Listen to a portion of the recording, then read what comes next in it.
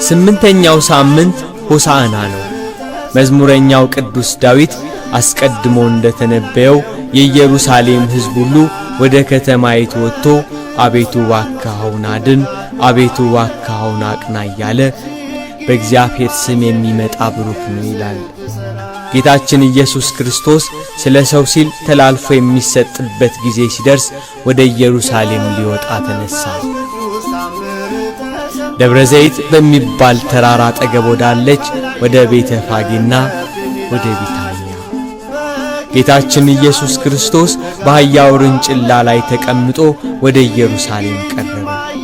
የሮማውያን ግዛት ያማረራቸው የተስፋይቱ ሀገር ሕዝቦች መሲሁ ወታደር አሰልፎ ከሮማውያን ቅኝ ግዛት ያወጣናል ብለው ጓግተው ይጠብቁ ነበር። የኢየሱስ ክርስቶስ ተአምር የደረሳቸው ድንቅ ሥራውን የሰሙ ከበረከተው ኅብስት የተቋደሱ ፊቱን ማየት የናፈቁ ቃሉን መስማት የጓጉ ሁሉ ወደ ኢየሩሳሌም ሊቀበሉት ወጡ።